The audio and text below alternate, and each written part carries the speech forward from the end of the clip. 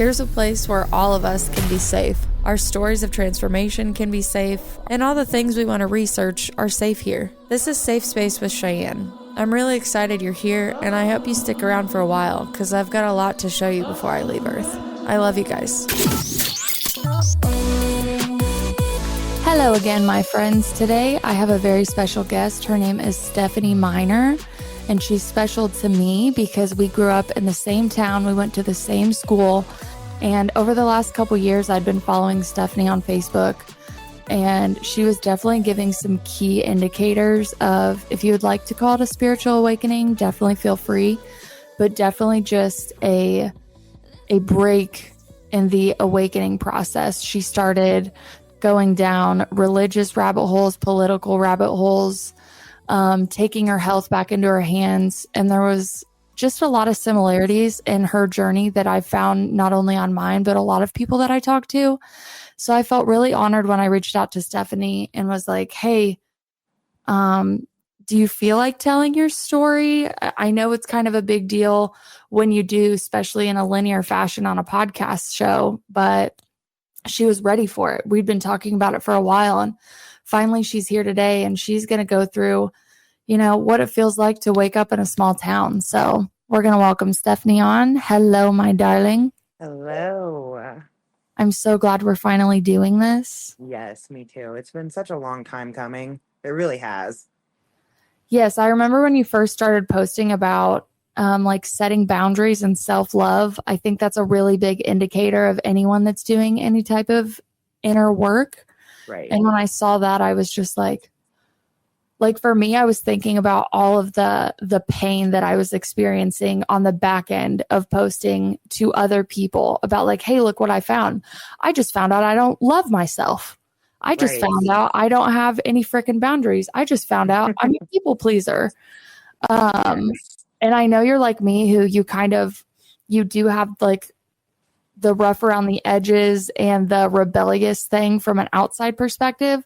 Right. But I know also on the inside, just from knowing you as long as I have, you are like a ride or die for your friends. Obviously you have boundaries now, but when I say like ride or die, like you are the person that they can call to have a Dr. Phil moment, an Oprah moment, if somebody's messing with them, if they need help, like you'll drop anything on a dime to be there for your loved ones.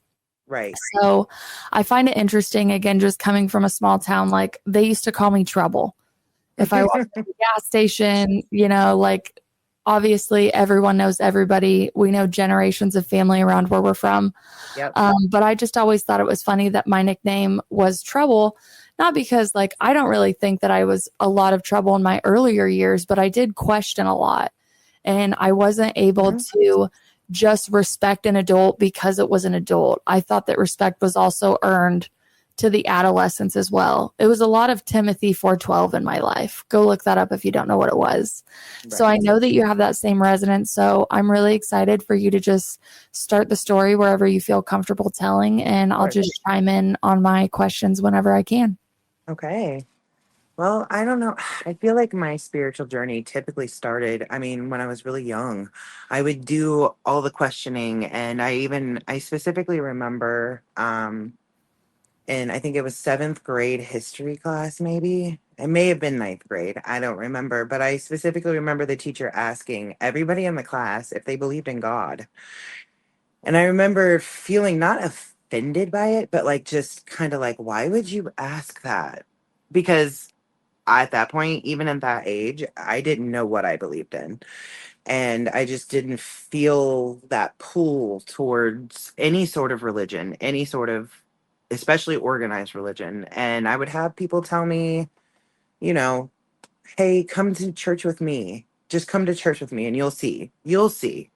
And it didn't matter what I did. I just didn't buy into that narrative of having to go to church to be a good person, having to believe a certain thing. But you could see it from everybody, it was almost like everybody thought the same way. And I remember doing the off-putting things when I was younger, playing with the Ouija boards, playing with, wanting to do seances at my grandma's house. And definitely things that would scare people in our area for sure. Yes. That girl needs help. That girl needs Jesus. Yes, exactly. And I remember bringing friends over just to do those things, and they would be like, "Oh my gosh, I can't believe," Shelby still brings that up too. Like she's like, "I remember playing, you making me watch horror movies. I was obsessed with horror movies and just not the normal things because I didn't want to be like everybody else. I just did it, although I felt like I had to, or else it was wrong."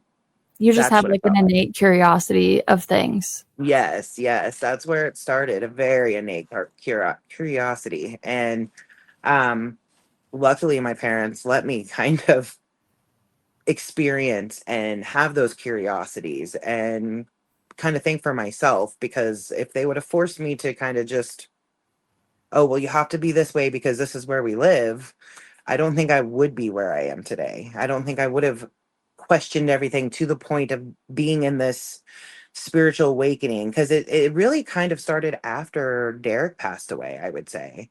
I mean, it kind of ignited after that because I feel like I was in such a I don't know what you want to call it, like a mundane after having kids, my first kid, and everything was just I suffered from postpartum very severely, and it felt like it went on for years. And just, I don't know what it was after he passed away. It made me question even more things, and it kind of ignited so many more questions and wanting to fall down those rabbit holes. So I feel like that really started the role of it, but I didn't quite come out about it and talk about it for even a few years after that, just because you don't know what everybody's going to say.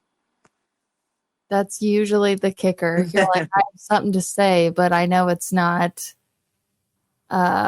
conventional in this area, I think Right. would be an appropriate way to say it. Yes, conventional, definitely. And that's what everybody around here, they enjoy the normalcy, the the conventional ways, the tradition. They enjoy, and that's fine, and that's perfectly fine. But not everybody's like that. And I had to do the questioning because I just couldn't I felt like I couldn't fit in. You just felt like something, like when you think of what resonates and what doesn't, because we're not Right. humanizing like churches or doctrines or anything. It's just like there's something that's telling me to go this way Yeah. because this isn't resonating with me. Yes. I felt that way in a lot of things. Just to lay a little background with you, I had two homes. I had the one in Camp Point with my mom in the Mhm. surrounding central area. And then my dad and my stepmom and their family were in Pike County on a farm. So I grew up in a small town and a farm, and I loved going back and forth. And over at their place, we did go to church on Sunday at a really small Baptist church. It's still Mhm. a very quaint, cute community of people to go visit. And then at my mom's, like, we had a Catholic background, but we were allowed to like go explore. I was the Right. only one that wasn't baptized Catholic out of all of us kids. And I remember being offended at an early age, like I was forgotten, and Oh. like when you're really young and you do go to Bible school and they're like, yeah, you get baptized so you don't go to hell. And kids are like direct and logical and like, they're like little computers. As soon as you feed it into them, like that is the holy gospel. So Right. like for a little bit of my youth, I'm like, am I going to hell because my parents forgot to baptize me? Oh And then no. it evolved into, right, you got to be careful what you put in your Right. brain, put in those kids' brains. And then it evolved into, oh, like I get to choose, I get to go decide. And I was still in the religious aspect of, well, maybe I want to be Baptist, maybe I want to be Methodist, maybe I want to do this, maybe I want to do this. So Right. I got invited to so many churches from a really young age of so many different viewpoints of, I would just say, religious doctrines. And the commonality for me was always Jesus Christ, but I always found it funny how people were like, yeah, Jesus did it this way in this church. Yeah, we don't really like how they do it over there. Like if they do it's fine. So from Right. just a kid observing all of these different churches, Yep. there was a superiority complex that I found no matter like how good of a person you were, the ego just comes in disguised as many different things. Yes. And I mean, that's probably why I have this show to this day. Like, those are the breadcrumbs that started for me, where I was like, everyone's talking about Jesus, but everyone's talking about how their way of Jesus is correct and the other person's is wrong. And he said not to judge, and he just said to love everybody, but we're not Right. really putting this love thing down. Not at all. Yeah. So just swaying back and forth in between that, and then growing up in the same community as you do. Like, when people pass Hmm. away, we usually have the funeral at the same church on the corner. And then we usually Yep. go have food at the same, like, Lions Club or Masons place to Yep. go commune as a community. And then we always end up, I don't know what it's called now, but back in the time it was Hard Times. And we always wound up there for the after party. So it was always like a generational progression of, Yes. we're like, you go to school here. Hey, if you want to Yep. go to college, you go to Western. Yep. And then after Western, Exactly. maybe come home and take over one of these positions from the other generations because they're getting to retire. And this is the church you go to. This is where you grocery shop. It is very systemically generational in a positive Yes. manner, of course. But when you're Right. living in it and you're so curious and you are having these direct experiences, like, what did that do for not only the beginning of your awakening, but even your mental health journey? Because you talked about the Oh issues yeah. you had after you had your daughter. Do you want to break down some of those symptoms for us, for any like new moms that could be listening? Yeah. So after I had Piper, the postpartum got really bad with her. And but you almost feel like you have to, I mean, as a woman, not even just living in this area, as a woman completely, you have to kind of shun that away because you're a mom now. You have to take care of this baby. But I was already struggling with my mental health. I had been struggling with it for a long time. And a lot of the symptoms were just crazy mood swings, but it was hard to distinguish between, is this postpartum or is this a mental health issue, like something I had been dealing with before. Now, when I had Piper, I had to stop taking my medication when I got pregnant with her. So that made everything much more tough. And but after I had her, I did get back on my medication and it did seem to help, but at the same time it was hard because these doctors, it felt like all they wanted to do is for me to walk in and throw pills at me. Well, you're a mom, go home and fix it.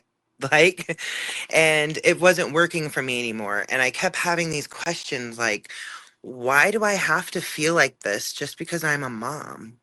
Why do it made no sense to me. So, it took a lot of years, a lot of the symptoms, a lot of it just I didn't feel like I was of this earth almost.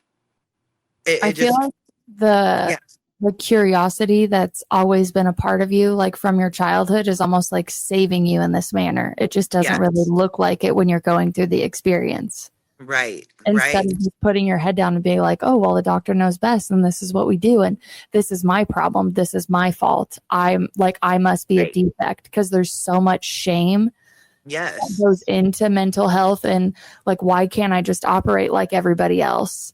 But you Right. had bigger questions about it that have obviously led you to where you are today. Yes, yes, of course. And being in this area, it was hard to branch out. It was hard to know who to ask or, you know, try to, can I tell this person how I'm feeling? Because you don't know how somebody's going to react.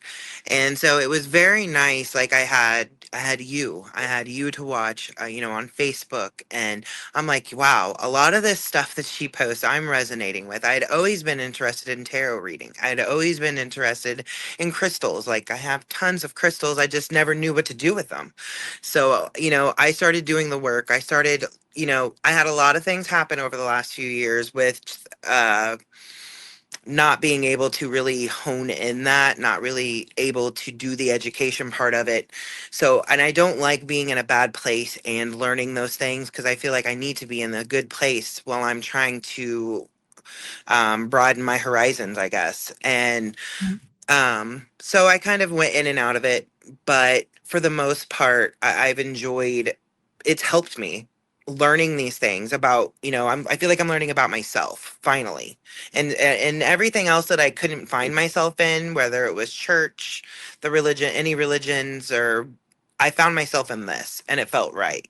And it may not be for everybody, especially, people, in this area. A lot of it is looked at as witchcraft or, just Demonic. You're going yes. the And wrong way. exactly, demonic. And but for the most part, I have had a positive influence with knowing who I can talk to, like Sherry Renner. Like we both love Sherry, and she's just amazing. So I've always been able to talk to her. I think it's more about learning who you can talk to in these kinds of areas and who you maybe shouldn't talk to. Not even in a bad way, just Yeah. that they're not going to be open to it. Yeah, I just think it's more about like how impressionable you can be even opening up to people. Because I Yeah. knew in my younger years, like I'm at my core, I'm just a big lover of everybody. And I want to be able to show them that respect and show them that love when I'm with them. And it definitely doesn't Right. always come out, but I know Right. in my true heart of hearts, that is my core. Yeah. So I would have a lot of internal conflicts because this person that I love and admire and almost idolize and look up to is telling me something different than what my own heart is telling me and what my Right. own mind is telling me. And I felt like if I betray their advice, if I, stop my own search of what I'm looking for my specific incarnation, like I'm almost like disrespecting their love or disrespecting their authority in some capacity. So I Right. had a lot of grief just like realizing that it's okay to go outside of the boundaries, but I never really got over feeling like I was just different and an outsider from everybody Right. because the way my mind was so curious about things. Yes. Yes, exactly. And that's how it feels around here. And I will say that, I feel like we spend being in these kinds of areas when we're looked at as kind of outsiders because we don't fall into the norm of the area. It makes us want to escape. It makes us not want to be here. And that's not how we want to feel. We don't want to feel like we can't be here. But that's how you feel. I mean, because you want to be around people that think the same too, but there's not as many of us. That's very true. Well, also, I mean, I don't have anything bad to say about like where I grew up. It is truly just like locked in time for me because a lot of Right. towns that we grew up in, they don't operate like that anymore. That sense of community coming together, even for like a Friday night football game, is something that people in the city see in a movie and think doesn't actually happen. But that was our Right. upbringing. Yeah, and that So still happens. there's a lot of love, there's a lot of community. But what I struggled with is seeing other things out in the world and wanting to explore and experience that. And then I just always had something like burning in my belly where I was like, I do want more. I do want to go out there and explore, but I also want to be able to come home and Yeah. not be looked at like I'm an outsider, like, oh, she moved Right. away a long time ago. She reads tarot cards. So like, I always wondered if that's how you felt when you came home. I always wonder that about people who leave and they haven't been home in a long time. I did my best to maintain relationships as I could. You know, the older you get, you do grow apart from people, even in your everyday life, no matter where Right. you live. And Right. had some experiences and they're like very small compared to just the overwhelming love I feel when I get to see everybody that I love. Yeah. But I had one experience where I went to just a small bar in one of our hometowns with one of my friends who frequented it often. And I knew a high majority of people in there. And it Right. could be just me projecting, because I'm like, oh man, I haven't been here in a long time. I do post a lot of trippy stuff on Facebook that, Right. people I definitely know don't vibe with here. So I was curious, like, of people's changed perspective of me just because they don't know me Right. anymore. They only get, obviously, what I'm going to see on social media. And Yeah. I did remember sometimes, like, I'm officially an outsider now. Like, look at me like, you don't live here. You're not from around here. And I'm like, I grew up on Albert Street. I Right. worked at the windmill. Okay, I still come back and visit. I still honor my roots. I still, go to Bailey. I got married in Bailey Park and I lived 8 hours Right. away. Like, talk about like paying respect to your roots. I couldn't think of anywhere else I wanted to get Right. married, So it is different, especially like the longer you go away. Right. You come back and like things are new. Like, even if when I went to Quincy and I would see like 3 new stores, I'm just like, oh, that's crazy. Like that's Right. brand new to me, right? So the positive thing about it is you have such a greater appreciation because you don't get to see it. Yeah. So I started diving into the history of like Camp Point and Golden and Clayton and Siloam Springs and the town that used to operate in Siloam Springs and the hot springs and even like the history and the architecture in Quincy and how Quincy came to be. I became like a history nerd and I would just take trips back and not tell anybody. And I would go visit all of the historical societies, Aw. anything that would allow me to tour to just like understand it. Like I was trying to really, how did this place come together? That's probably one of the best things that I got from moving away.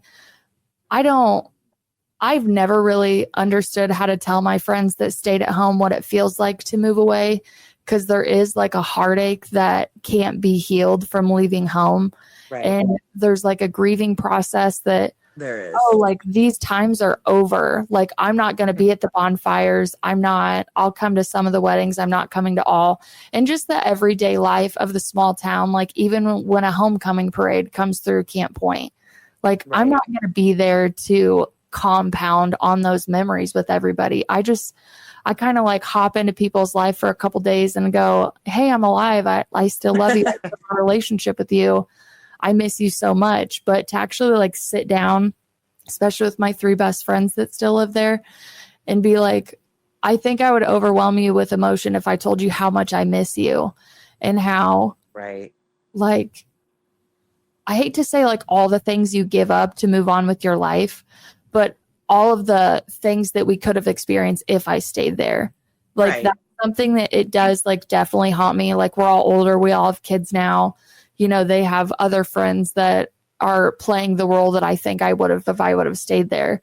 And that's like, it's not a constant, but it's always in the back of your mind when you go home where you're like, I wonder who I'd be or where I would be if I would have stayed. And then I Right. look back at all the amazing things that I have done and I'm super grateful, but like my heart is still in Illinois. Right. Right. And I think that people here have that same thought, but the reverse of it. They wonder what their life would be like if they would have went. You know what I mean? So like, I mean, because I have left and came back so many times, so many times. And every time I left, I still have that heartache. Mhm. Yes, I want to be away, but you still have that heartache of missing what this is. And when you come back, it's always there. And I think that's probably the best part of this kind of area. It's always there when you come back. Now, I haven't been away long periods of time, so it may be different if I am away long periods of time. But I still just don't, I mean, I don't mingle a lot anyways. So when I do go out and see people, I still get that feeling sometimes from people where it's, oh, well, she thinks differently. She's different. Like I've seen your And face like I with said, one of and those like you said, people. actually projecting, maybe I'm projecting that feeling, Yeah. but that's the way it feels sometimes, even just going into a store.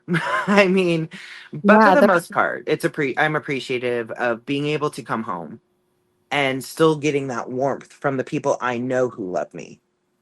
I do love just going in a random gas station on a Thursday on a trip that I would show up and how delightful it is to run into people that, I mean, you really haven't seen in years. And they share Right. shit unexpecting of turning the aisle at like Dollar General or something, being like, huh, what are you doing in town? One of my first questions, anytime I would see people, they're like, are you moving back? And I'm like, Oh it's yeah. Thanksgiving. It's You are going to see me in this area on Right. Thanksgiving and Christmas, 100%. But then if it was like outside of holiday, are you moving back? Of And I was like, course.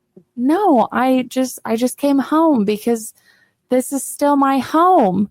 But Right. I think it really is hard to like put that into perspective for someone who has stayed there and developed their life there and kept their roots on top of the generational roots around them. And like I fantasized about like a healthy white picket fence when I was younger, but just like my wanderlust fever took over so Yep. much more. Even in my earlier journals, I would be like, oh, I want to go explore this. And I'm already grieving, like leaving my family, Right. from going back and forth. That's just a thing about it. But I think when you're like called to evolve in a different manner is probably the best way I could describe it. Grief's just going to be along with that. There's It grieving is. at every stage, which I mean, you've known through learning how to set boundaries, finding out, who in your life is actually really in your life or just kind of like Yes. not, I don't want to say not good, but doesn't really help you along the journey that you want to go on. Right. And I didn't know if we were going to bring up Derek. So I do want to go back there Yeah. and talk about, because this happens so often, whether you have a belief in God and spirituality, religion, or you don't. Usually, when a very close relative passes away, like 9 times out of 10, they're just like, where did you go though? Like that sparks Yep. the awakening them where they're like, you were here, now you're gone. I can still feel you around me, but your physical presence is gone. And your logical brain can't figure it out. So then I think the like right brain comes in. It's like, now it's time to explore. So Yes. after Derek passed away, did you have those feelings of, I know you're still with me, like Oh yeah. know where you were with like believing in ghosts? Like I know you said you Mhm. worked with Ouija boards and experienced stuff like Yeah. that when you were younger, but when it comes to someone who's so close to you that really feels like they're a part of you and then their physical presence is gone, like Right. what did Derek confirm? Unconditional love transcends all things. Did you feel him around you? Did you ever get any fun, like otherworldly signs where you're like, that's Oh yeah. Derek, he's sending me a message? Yes. All the time. I mean, it started very shortly after he passed away, and I don't know. That's where energy started to play into like everything. Like it was like I could feel energy not just from him, but other people's energy, and I could tell when somebody was going to be, toxic for me to be around. I could, their energy was not settling me at all, even the first day meeting them. So, I that's when all of that started. The number 14, which was his football number, he died on May 14th, and a lot of people don't know that his dog Biscuit that he had forever. She actually passed away exactly a year before him.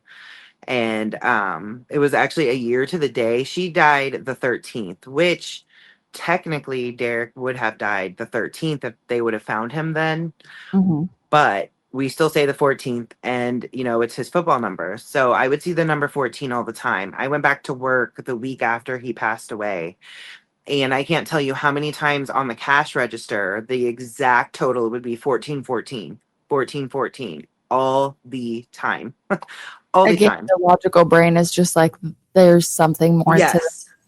Yes. Yes. It was so insane. So of course I felt like I needed to talk to a medium. And so my first time with the medium, it was okay, but it wasn't anything crazy. So I was like, okay, well, I can take it or leave it, I think. And then the second time I went and seen a medium, I went and saw Robert Baca up in Des Moines. And it was this insane experience of him being able to, him confirming for me in ways of like stories that there's no way he would know them. Stories of us being at Six Flags when we were, I would have been like maybe 11 or 12, and talking about us being on the Ferris wheel and him and my uncle Matt shaking it. And there's no way that anybody, or dyeing his hair for him for football, like nobody knew that I did that. So the fact that he was bringing it up, and before I went and seen him, there was so many signs that started, like our bulbs started popping at home all the time. And it was like the weirdest thing. I was having to buy light bulbs every month because we were running out of them. And I was like, what is going on? He And really wanted to get your attention. yes, and our dogs barking at everything. I started having Corbin would have been about 2 years old. And in this time we ended up moving to an apartment and he was taking a nap and I could hear him playing. And I was like, oh, so I walked in there and he was asleep. And I was like, what is going on? So then I just went and laid back down because I was going to take a nap too. And then all of a sudden I hear this boom. And then I hear somebody running down the hallway. And then Corbin starts screaming in his room. And I'm like, what? And we're the only ones there. And it was the craziest experience. Like, yeah, a lot of these experiences, some of them didn't even have to do with Derek.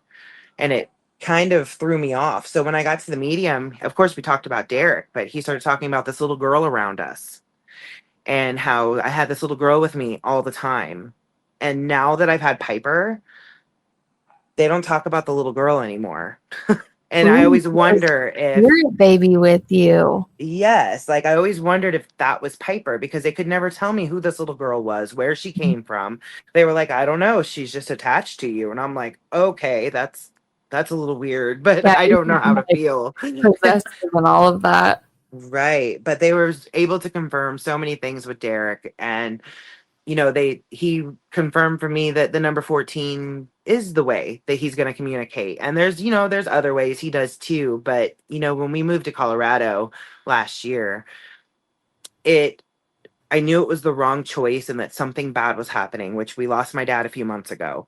Um, that maybe things were going to go downhill or we shouldn't be here, that this was the wrong choice because while I was doing DoorDash, the number 14 started coming up. And at first I thought, I'm supposed to be here. But the rate that the number 14 was showing up for me daily and numerously times during the day, at night, everything, I knew that it probably was a bad thing. Like he was trying to tell me, you need to Yeah, go he's trying to home. send a message. Hey, hey, Yes. hey, hey, hey. Yeah. And Just so I like tapping listened. on the shoulder. Yes, exactly. That's what it felt like. Towards the end, I was like, no, this isn't good. So we went home and we ended up moving home like 3 days after May 14th. And we've been home ever since, but my dad went downhill and we've been helping with him. And then when he passed away, we kind of knew that there was a reason we needed to come home. It's really hard to want to give in to those messages, right? Because It is. when we get messages from the beginning, we're like, oh, 111. Great, I'm on the right path. Right. And how significant 14 is for you. And even the like programming of a guardian angel or a spirit guide or just a loved one looking over you. Right. I think it's even like a part of our ego where it's like, just tell me I'm a good person and I'm doing the right thing right now because I don't know what's going on. Right. So then when you have them like sending a warning, you don't want to go into like a fear state about it. Right. So it really is hard to discern in that. But I do find it interesting, again, this childhood curiosity that keeps coming out in you and kind of saving your ass instance Yes. after instance. That It does. I guess if he was just trying to say like, hey, sis, glad you moved to Colorado. Here's a 14. No, you're on your right path. But if the Right. message was sent, then the number would probably go away until it needed to be at the next time. So did you feel, and again, back into the resonance of your body, did it feel more like a warning? Like you just saw 14 flashing with like red behind Yes. it? Like, hey, family, you're Yep. too far away. Like it's almost like you can feel like an energetic pull. And then you're like, I just got out. I just got established here. We Right. did all the logistics of it that when I used to talk all the time, like through my meditations, and I would be like, what do you want me to do here? Like everything's really dense on earth. Okay. So I just moved to Colorado. Now you're telling me to go back. And logistically, like the left side of my mind is just like, what's going on? So the intuition obviously pulled you through. You got home at the right time. After your father passed away, did that open up a bigger Like, obviously Yes. going through the grief of losing not just your sibling the way that you did, but then your father down the road. Like, what did that do for your journey, either health wise, mental wise, You positively, know, negatively? I feel like watching him, I mean, because he passed away from cancer and we found out about 2.5 years ago. Um, Watching him struggle through it, it wasn't it, it was it's nice that he's out of pain now, because watching somebody pass away from cancer has probably been the worst thing I could have ever seen. And after he passed, I will say, so the day he passed away, we had just put him on hospice that day. And so they had only been out here once, but we set up a baby monitor so that we could watch to make sure he was okay and that he didn't need more pain meds or, whatever we needed to give him. And I had yet to be go in that room. I hadn't been in that room probably in 3 days. I just couldn't bring myself to do it. I couldn't see him like that. Piper, on the other hand, made sure she went and seen him Monday morning before she left for school, gave him hugs. She is such a strong child. And but we were watching the screen and it was in the afternoon and I still hadn't been in there, but I was feeling that urge to go in there. And but I was just couldn't do it. So I was watching the screen and it was like somebody was standing next to him. So I leaned forward really quickly and my cousin was just like, "What's going on?" And I was like, "Oh, nothing," because I didn't see anything when I sat up. So I thought it was like sunlight or something. And then my aunt was like, "Well, I'm going to go check on him." And I was like, "I think I'm going to go with you." And so I went with her. And that's when we found that he had passed away. And we were like, I was floored that it was like I knew, but I didn't know. Mm-hmm. And I was but it felt weird that I was ready to go in at that time. And maybe it's because he didn't want me in there before then. But I felt I was really sad, but I was glad knowing that he was going to be reunited with Derek because he struggled so badly with that grief. So badly. So it was nice knowing that I know Derek was there to greet him. I'm almost certain now that that is exactly what I was seeing. Mm-hmm. There's just He's this like, "Hey, weird Dad, come flash. home." Yes, exactly. And so it makes me glad knowing that he has somebody with him. And of course, I'm sure Biscuit was there too. Oh, of course. Yes, exactly. Yeah. So I obviously didn't know your father as well as I knew Derek. Derek was a Right. grade below me. But just for the audience, because we've been talking so much about Derek, to paint a picture of who Derek was to not only like me, but I think anybody who ever met him is he's just a good old boy. He Yes. he's sweet, he's smart, he's respectful. He I mean, even from a younger age, he was just such a gentleman to everybody. Every girl, including me, had a crush on him. Right. He's just Yes. so sweet. I had to I mean, fight he girls off really of him all the time. yeah, but he never did that thing where the sweet boys eventually think that like I don't know, like presenting as shallow. Right. He didn't like go after girls. He wasn't like a womanizer. He was just No. truly a good old boy. Like Yes. that is the best way I could describe him. And if And you his got nickname is Sunshine. yes, that's what I was just going to say. If you got a chance to be around him, like you felt like you were the only thing that mattered in the moment you were talking to him. You really were just enveloped in like a golden aura and sunlight around him. I didn't even know auras at this time. He just had a very positive, attractive energy. Everyone to Yes. be his friend. Everyone wanted to be his girlfriend. And if you Yes. saw him, you know, like, Everybody wanted to be his boyfriend too. I had yeah, plenty of my gay boys from back home that loved him. how could you not when, you Right. know, And everybody Derek was always respectful. He always was. yes. And I mean, he is just to drive it home. So respectful, so kind, so sweet. Every time you saw him, you were just like, Derek. So, Yes. I mean, losing someone in a city, I think, with the masses is nothing like losing someone in a small town. And losing like one of the favorites in a small town is really hard. But Right. the great thing is, I was so scared I was gonna cry on this episode, and I've been holding it back 3 times, but just like going through my mind of like going through all of this. Um, you get the news that it happened. Everybody starts reaching out to everybody. Like, what can we do? Yeah. Oh, God. You're And gonna then, make me cry. yeah, it's okay. Like, it's a safe space, right? Right, exactly. Valid here. Um, but I always find it, as much as everybody wants to like be there for each other, we're also at the same time like, what do we do? Like, what do Yeah. they need? Do they need 200 neighbors like knocking on your door, being like, Yes. I brought you a casserole. Like, do you need your car washed? Do you need your dishes done? Right. So, every situation's different, but whether it goes through the halls of Central, whether it goes into the church where we're all connecting there to lay him to rest, the graveyard, all of that stuff.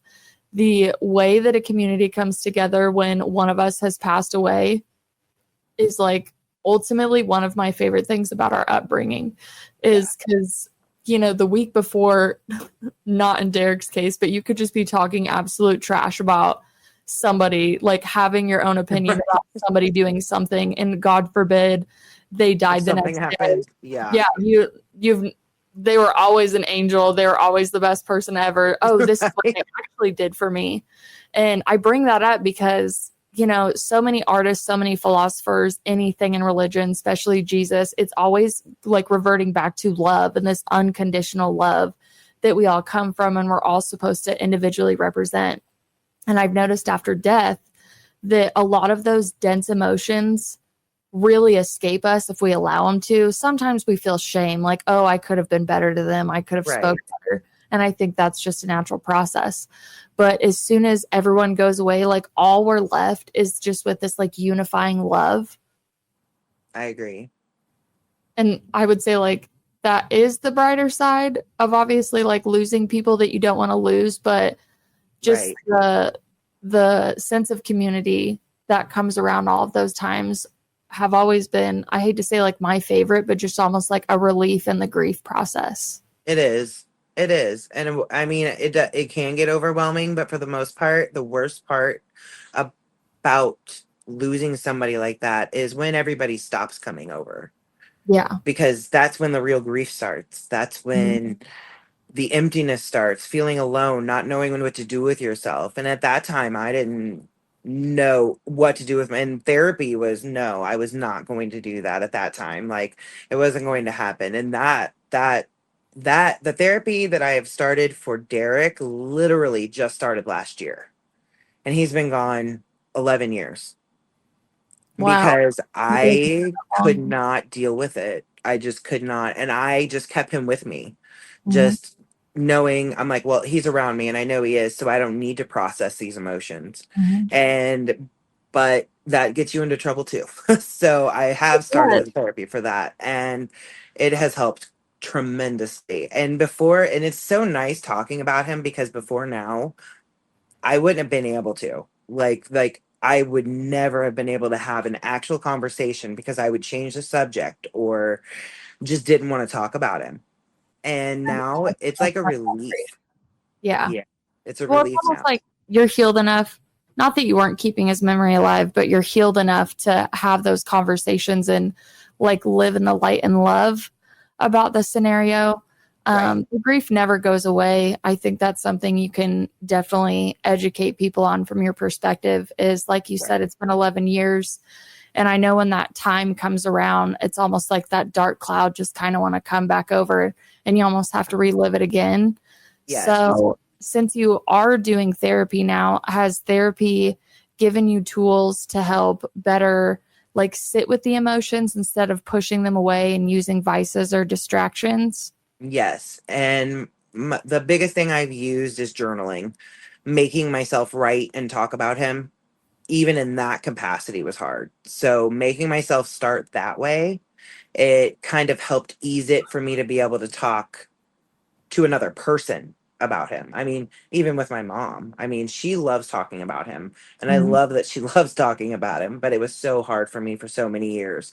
And so, but I would let her because that's how she was dealing with her grief. She wanted to talk about him. And So the journaling helped because I got to kind of say it to myself first, but I still felt like I was kind of saying these things out loud because for the longest time I struggled with sirens. I struggled with, seeing a fire truck. I Oh, yeah. never went, yeah, I never went towards Macomb for years just because it happened in Colchester. Like, I just Oh, couldn't do it. you just kind of feel like you were like reliving it every time you're on the road. Yes.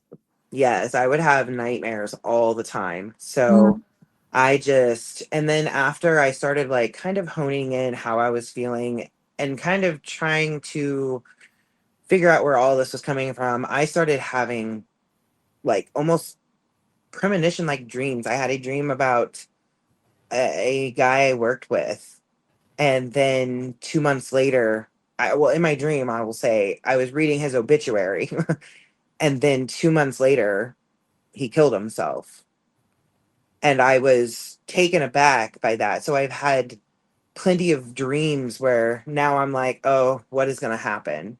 So I've Mhm. had to kind of really start researching that. I find that interesting that you say that because when I was younger, when I was dating my first boyfriend, no name necessary, um, um, I would always have like these dreams and there'd be like certain symbols in them and I would like know that something was going to happen or someone was going to die and it was usually like a 3-day period and it was always snakes that I would see come in the dream.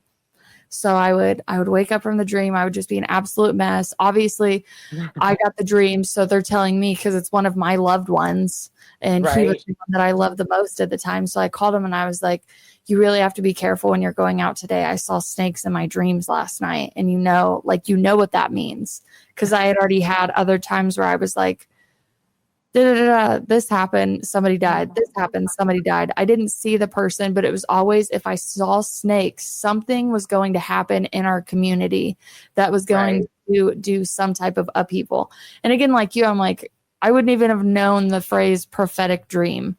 Right. When I went through my awakening and I started researching all of the clairsenses, I still had the belief that, these are from different cultures.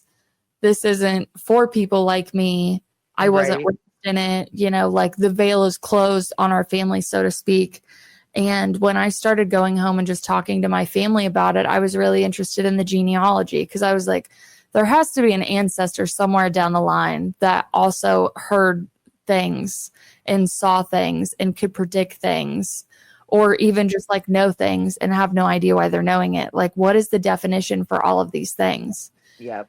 And even as I sit here and I'm listening to you like recap these things that have happened in your past, I'm like, yeah, so empath, that makes sense. Yes, highly intuitive, that makes sense. The claircognizant, Exactly. that makes sense from a retrospect perspective.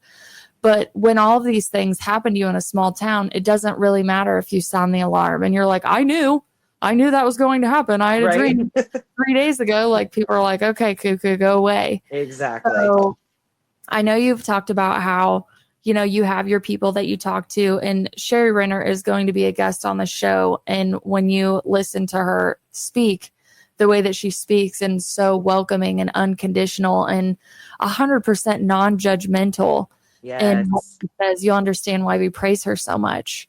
But how has your conversations with Sherry really helped you process the grief and the rage and even the like processing the false illusions that you used to believe in? Because Right. I always think it's like I have to go tell people what I found. They don't know, and I love them so much. I need them to know, but it Yes. just comes off as like wah wah wah wah wah wah. A lot of people. So, how did Sherry help you just kind of dampen that rage a little bit? she she always reminds me to just be softer, like, and be more open, because I can say that I am open-minded all I want, but I feel like Sherry Renner is probably one of the most open-minded people I have ever met. And she's super religious, and so I don't think that she's taught me, try my best, don't put everybody in the same category, because she represents such a wholesome person to me.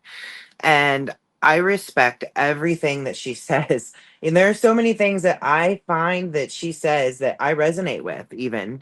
I may not believe it in the same way, Mhm. but I resonate with it somewhere in my life, somewhere in my heart. And talking to her, it almost soothes my soul.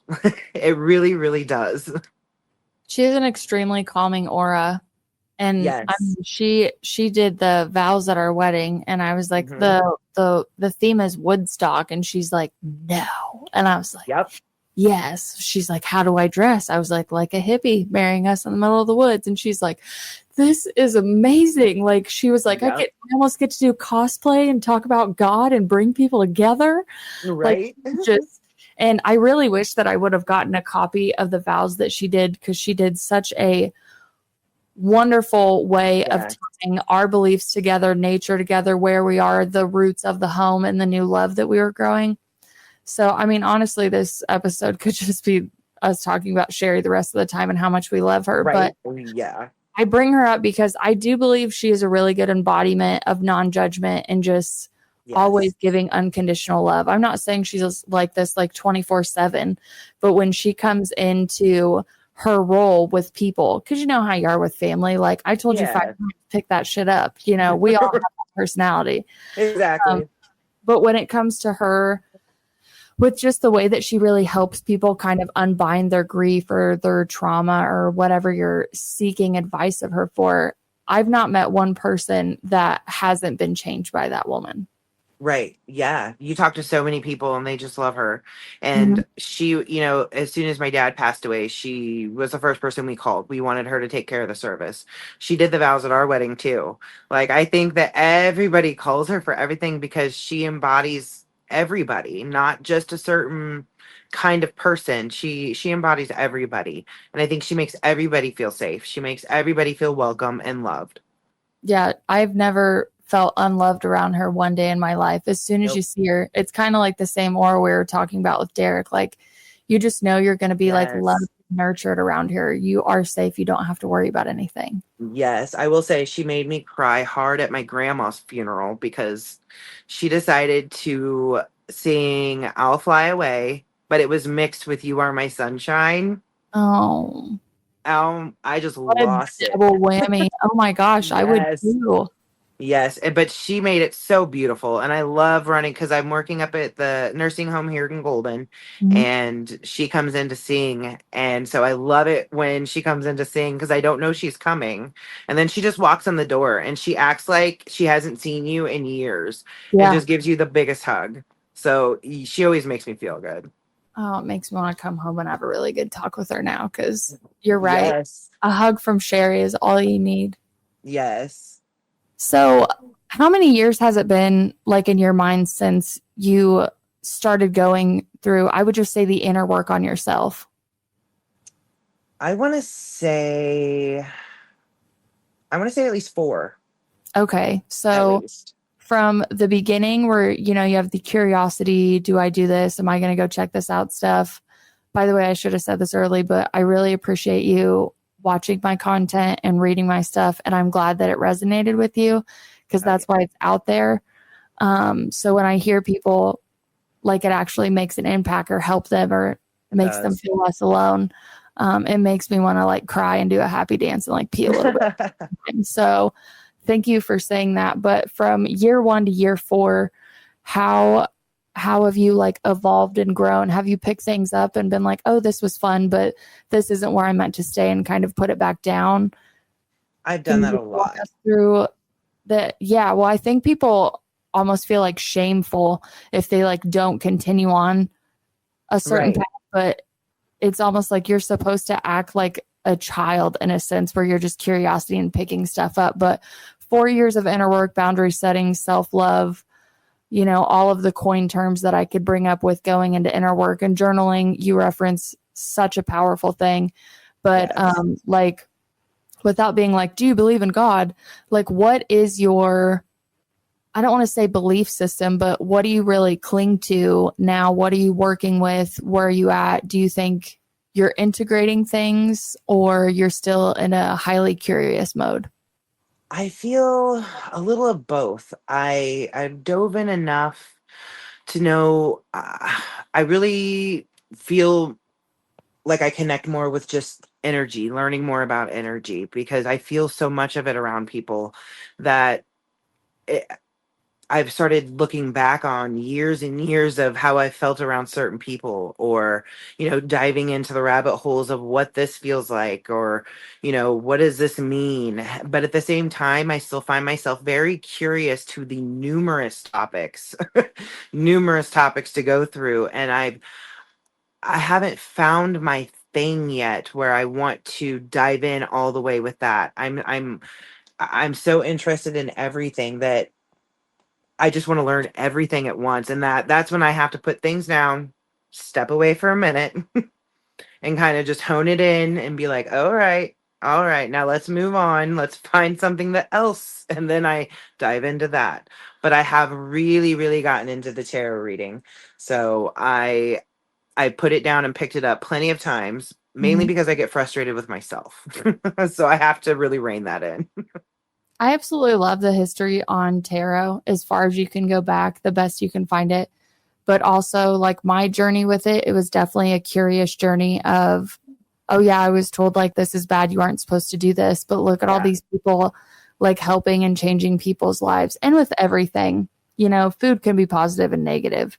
So we don't Yes. have to go down that as tarot demonic in a rabbit hole. I think that's just based on Right. your own bias, right? So speaking positively about tarot, I had a lot of it and I was still working with like the clairsenses aspect, like you, like I have prophetic dreams. That's trippy. Like, let's research this more. How does that even Right. happen in your body? Is this generational? Is this in my DNA? Is this in all of us? Like, you're like me, you ask these really big questions. Right. So when I started doing shows, I was really nervous and I was just like upfront with them where I was like, you're kind of a guinea pig for me too. Like, so Right. if it sticks, it sticks. If it doesn't, it doesn't. Like, Hollywood's done a really good job of making tarot readers look like, oh, they have to be right 100% of the time. And, they're like Right. watching a TV screen in front of their eyes and they know the future and da da da da. And it's not the case at all. When you No. talk about energy, which all of us, just for all of our listeners, all of us have an 8 to 10 foot auric electromagnetic field around us. It's invisible. On the Right. visible light spectrum, us as humans can only see 0.00034% of what's in front of you. So if you just put your hand right out in front of you, there's stuff right there that you can't see. There's energy all around us. So when Yep. you're referring to, I think of it like the empathic thing where I would go into a room and there'd be a really mad person and now I'm mad and I'm mad the same way that Yes. you're mad.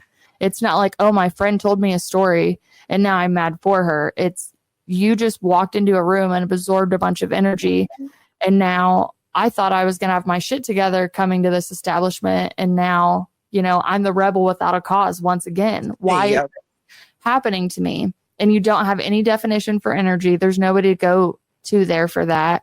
No. So the energy in tarot to me works the same thing where usually you ask for consent.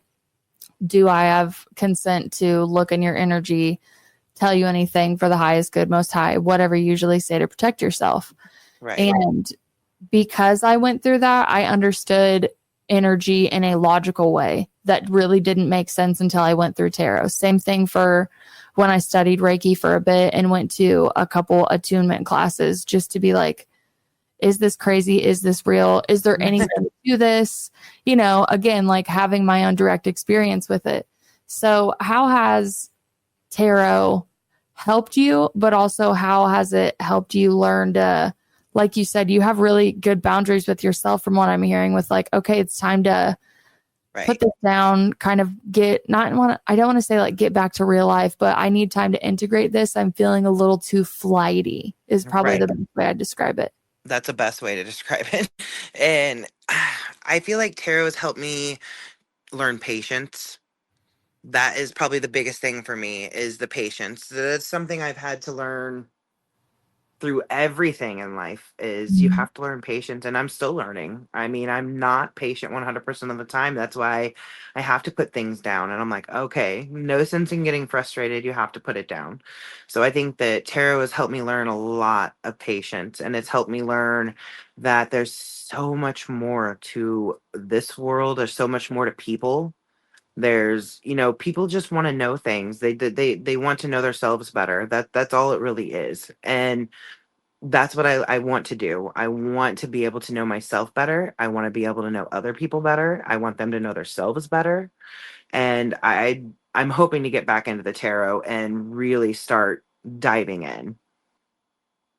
I love tarot. I really do. Just Hmm. having this conversation, I'm like, oh, yeah, it tickles my like history symbology brain, like even just looking at the card and what all the symbols mean. So, Right. um, yeah, that's amazing. I'm going off on my own little like mental model of tarot in my mind.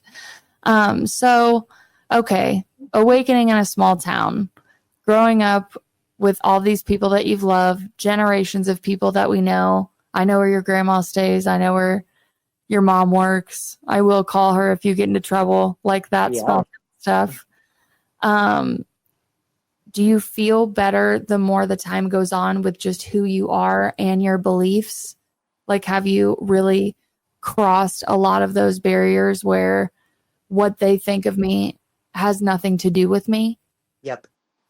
100%. And that really has only came over the last probably year and a half. And I've had to deal with a lot of grief through that. But ultimately I have to be who I am because I'm happiest when I am who I am. And Mhm. if that means that I don't fit in with certain people, if that means they don't want to talk to me or they write me off, then that's fine. And I just kind of let it go.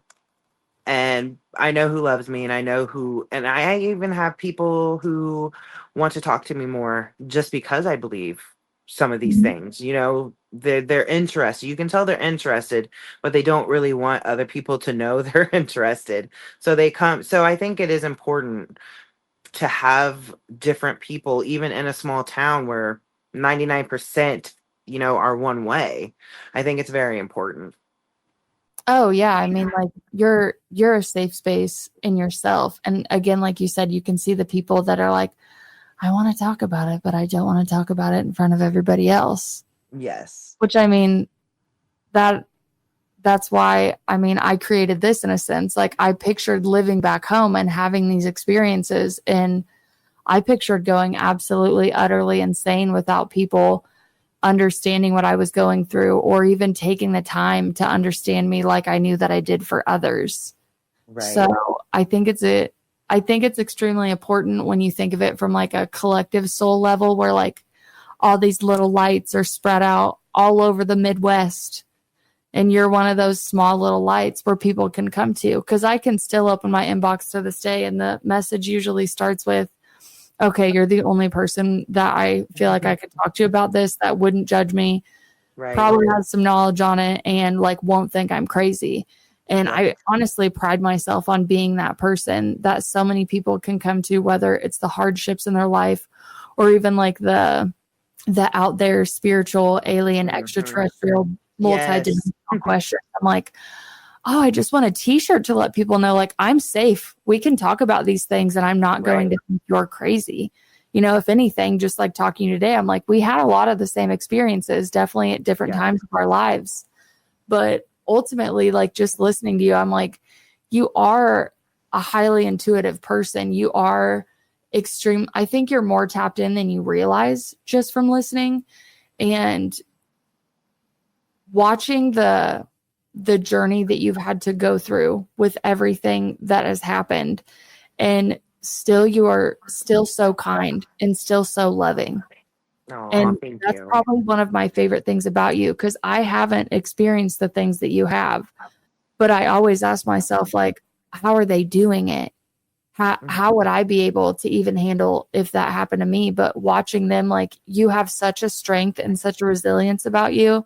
And I think the more that you continue to just go and go and go, like, you're going to be a safe space for not only all those around us in that area, that are waking up now or are having these questions, but even the younger generations coming in. Right. Like I did a lot of research on spirit babies and the higher consciousness level of these kids coming in the younger generations. And I 100% believe, just as much as your kids picked you, my daughter picked me because I was over that programming hump. They're Yes. not going to be able to have a mom that believes this stuff and come in. Those gaps are too far apart, and we need to influence each other properly. So even when I think of the older your kids get and how safe they feel coming to you about things that they explore, that's only going to strengthen your relationship as well. Right. And I mean, I'm so glad we got on here today. I wish we could just continue and I can hear your mind more. But I've seen the evolution in you, not only just from the digital space, but even in person. And like awakener to awakener, like my heart does go out to you because I know it's a tremendous amount of pain when you wake up. It's a lot of the illusions. And when you run around, I always say it's like you quit smoking cigarettes and you can breathe for the first time, and you go back to your friends smoking cigarettes and you're like, look, you have to do this. I can breathe better. All of these things, all these amazing things are happening. And I love you so much. I just want to share this information with you. And I know that like you're that person doing it, but I mean, really hand over heart for you for all the things internally that you've had to process. Kudos to the journeying and the self-exploration, excuse me, and just being able to pick something up and being like, is this okay? This is really cool. This is really interesting. I like this. Okay, I've done enough with this. I'm going to go away. You have a very thick intuition, but I also think you have a really cool way of discerning things now, and discerning energy is, I think, a high-powered rifle gift in you as well. Yeah. Thank you so much, Cheyenne. I've really enjoyed doing this. I really have. So we can totally talk anytime. I feel the same way. We're going to go ahead and get off here. And, I'm just going to add Stephanie to the list of people that if you need a safe space to talk to, she doesn't have a link. She doesn't have a business. She doesn't have a website.